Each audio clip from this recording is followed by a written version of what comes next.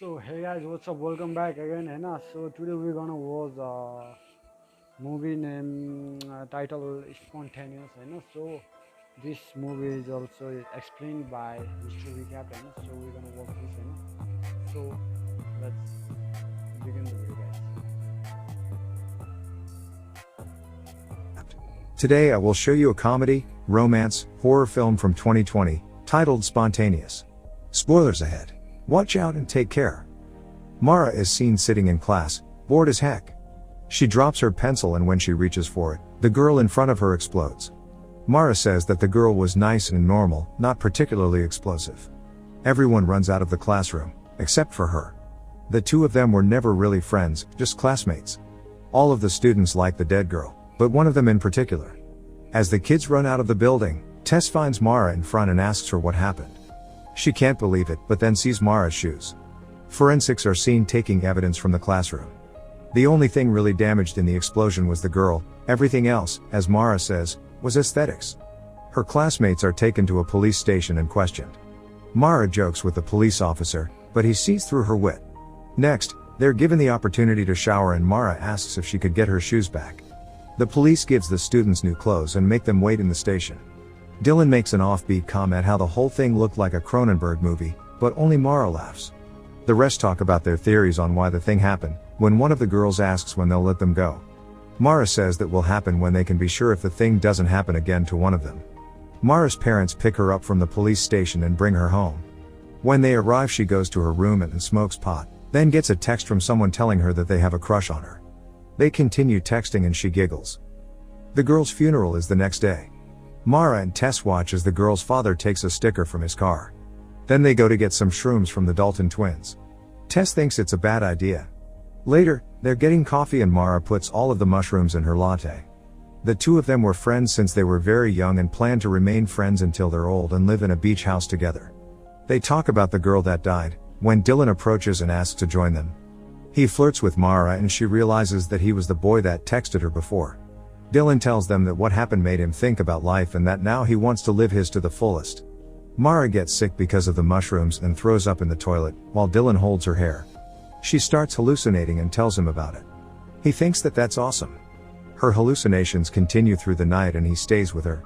They talk about what happened, saying that they both missed seeing it. Dylan gets her home and asks her out on a date. Later, her and Tess are lying in her bed and talking. Mara says that she won't continue taking drugs. Tess asks if she's cried yet and tells her that she cries all the time. It's the day of the homecoming game and the two girls arrive at school wearing costumes. They see that the other students have built a shrine for the dead girl, when Dylan joins them. He recognizes Mara's costume as Carrie. Later the two of them talk in the library and she asks him how he got a crush on her. He tells her that it started on the first day he saw her and everything grew from there. The day the girl died and Mara said that it could happen to all of them too made him decide to ask her out and stop waiting for the right moment. At the game, she's taking photos of the jocks, waiting for their jerseys to line up and spell something dirty. He laughs at her jokes, then she tells him about the moment she realized she liked him. They have a nice moment together, when something happens during the game. Everyone runs out screaming, because one of the players has exploded. Dylan grabs Mara's hand and drags her out of there. They hug behind the sports arena. The city becomes an important news story. The media has dubbed what happened the Covington curse. Tess and Mara attend the latest memorial, where everyone fondly remembers the boy that died. The next day, her parents inform her that school has been cancelled indefinitely. They tell her that they'll still keep applying to colleges, so she said after everything blows over. Mara makes a joke that now they can't tell her that back in their day was worse than what she has now. That night, Dylan comes to pick her up in an old ice cream truck which he got that day. He bought it to make everyone laugh. The two of them go to a school party in the memory of the kids that died, but quickly go out for a walk. They throw away their drinks, because they think it could be alcohol that might make it happen. They laugh as they wonder about what really makes the teenagers explode. After a moment they stop and talk about his father, then they kiss. Suddenly they hear screaming from the house and go to check what happened. Another student died. Mara and Tess talk to Agent Rossetti. She doesn't know what is happening either. Rossetti asks for their help and tells them to bring her something. Next, she goes to the Dalton twins and tells them that the agent told her to bring her drugs. Mara thinks that the reason behind it isn't because the police thinks the drugs are actually causing it, but just to check all possibilities. She tells them that she will buy everything from them. The three of them drive to the place where the twins hide their stash. They tell Mara that they will be leaving town soon, and she tells them about Dylan, as she's texting with him. Suddenly, the brother blows up. The sister quickly jumps over to the driver's seat and tries to drive the car, when she blows up too. Dylan finds the car wrecked, but doesn't find Mara immediately. He sees a bloody handprint and goes to search for her in the woods. Dylan finds her washing up in a river and he hugs her, saying that he thought she died in the car. He's brought her a sweatsuit and called Rossetti before he got there. Suddenly, he sees someone in a hazmat suit watching them. Immediately, more appear and grab the two of them. Mara is in a hospital, when a doctor shows up, telling her that they're there to help. She starts panicking, but sees Dylan on the bed next to her. They make an ET joke together, confusing the doctors. That night, Dylan wakes up and tells her that the whole class is there too. She pushes her bed closer to his and he tells her about the questions the doctors asked him. He calls her his girlfriend and she likes it. The government has officially quarantined the entire class. The head doctor questions the students. She asks about the kids that died, about their dreams and motions, as well as what they want to do in college. Mara replies that she only wants to stay alive. That night, Mara and Tess talk at their bunks. Tess is worried that it might happen to Mara and makes her promise that it won't. She says that if Mara goes, so would she. The next day, the class is in a recreational chamber. Mara complains that she's bored and says that they should break out. No one wants to or have already tried, so they start talking about the explosions. Two boys argue if it's a curse or not. Dylan shares a dumb idea and everyone ridicules him. Him and Mara make out in the shower. Later, a government official shows the teenagers a PowerPoint presentation and offers to answer all of their questions. Mara doesn't understand what they're actually doing to help them and makes fun of him. The official gives a cliched reply and the kids laugh at him, but get angry quickly. One of them explodes. Then another one explodes while sleeping. Tests are being done in the facility. The parents of the kids wait outside of the facility and the doctor comes out to tell one of the couples what has happened to their child. The kids keep dying and all of the tests and the drugs they are giving them fail. They all try to live as normal as they can inside, but one after the other, the teenagers keep exploding. Even the doctors working in the facility get restless. The blue pill that they are being given seems to start working. Everyone in the facility is happy about it. At one point they release the kids in the custody of their parents. Mara's mom and dad drive her home, when she sees that there are no Christmas decorations in the city. Her father tells her that no one felt festive, but when they arrive home they surprise her with a tree. Later, the three of them are decorating the tree, when her father hands her her vape and tells her that she's terrible at hiding the fact that she smokes pot. They all vape together and talk about adulthood and her graduation. Before bed, Mara takes one of the blue pills. The next day, Dylan is at her house. They sleep together for the first time. Mara asks him if they're safe and Dylan says that he doesn't know, but that they should take it one day at a time and go back to school. She doesn't want to go back.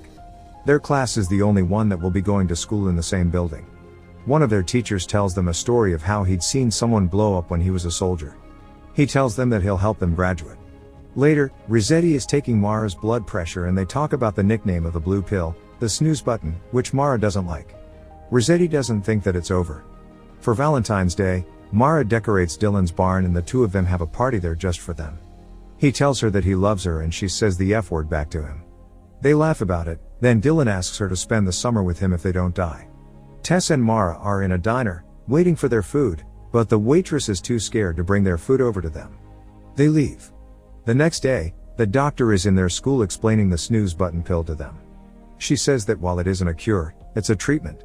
The doctor gets a volunteer to make a point, but as soon as the kid starts following her instruction, he explodes. Suddenly, another one explodes too. Then a third one. All of them run out, but kids just keep blowing up. Mara is with Dylan and can't get to Tess in the commotion. All of them are running and trying to get out, as kids keep exploding. Mara gets left behind and when a schoolmate tries to help her, he explodes too. She finds a door and gets out of the school. Dylan meets her outside and they embrace. Suddenly, Dylan explodes right in front of her. Mara walks home covered in blood. Rossetti finds her and takes her to a hospital. A fragment of his jaw hit her in the head. Her mom goes to the hospital and helps her wash off. That night, she sleeps between her parents. She gets really depressed and stops taking the pills, refusing to communicate. Dylan's funeral comes and goes. Tess tries to get her out of her room, but Mara just sits there watching videos of Dylan. At one point she leaves her room and makes cocktails for her dad. Mara calls the cocktail "All my friends and boyfriend are dead." She drinks the drink and her dad tells her that he's not equipped to deal with this. Mara tries to joke, but just keeps getting drunk. She leaves her house that night drunk and the next day shows up at Tess's house, still drunk. They argue about going to school. Tess doesn't know how to help her because Mara has lost all hope. She goes to school, leaving Mara behind. After that, Mara storms a protest about the curse, then steals alcohol from a store. The people that work there let her take it. Agent Rossetti waits for her in front of the store, and when Mara tries to throw her a bottle of vodka, she breaks her window. Later, she argues with her parents about that and about getting drunk constantly. They want to help her, but she doesn't want to play along and make them feel better, considering that she too might die soon. Mara goes to her room and thinks about going to prom, but then enters a message board where other students are talking about the Covington curse. They are calling her the curse and she believes them. Mara goes to her school and visits the memorial for the first girl, then her classroom, and finally the place where Dylan died. It's the night of the prom and Mara is sitting on a swing. Tess joins her and they start talking about their future again. She tells Mara that she's leaving Covington that night. Before she leaves, Tess tells Mara that she'll always be her best friend. Mara eventually makes it to prom, drunk. The atmosphere inside is terrible. Everyone is doing their own thing and she laughs about it, then goes to spike the punch. Her teachers don't do anything about it. She takes it with her and drinks it alone. Later, she goes up to the stage and says that she's sorry for killing everyone, sorry for being the curse. Mara says that she hates herself for hurting everyone and then accepts her diploma. The girl after her says the same and Mara boos her. Suddenly, other girls say the same thing. Mara goes to the graveyard to visit Dylan's grave. She tells him that she loves him too and lies down on his tomb. His mom finds her there and asks to join her, then lies down beside her. Mara apologizes for not coming to the funeral and tells his mom about the first time she hung out with Dylan. His mom says that he told her that he held Mara's hair, and the girl asks her if she thought she was bad news. The mom says that she just thought that Mara was in a lot of pain and didn't know how to deal with it. Mara tells her that she feels like she's dying and that she's scared all the time. Dylan's mom says that life just feels like that sometimes and that none of the kids deserved what happened to them. Mara asks her if she's okay, and when she shakes her head, the girl holds her. She comes back home the next day with her parents waiting for her. Mara apologizes to them and they reconcile.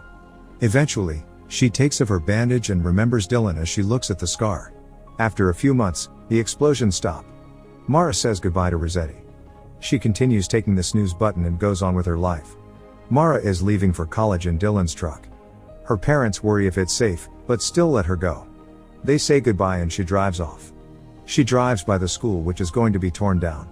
By the end of the school year, 31 students had died. Mara lived, even though she doesn't know why.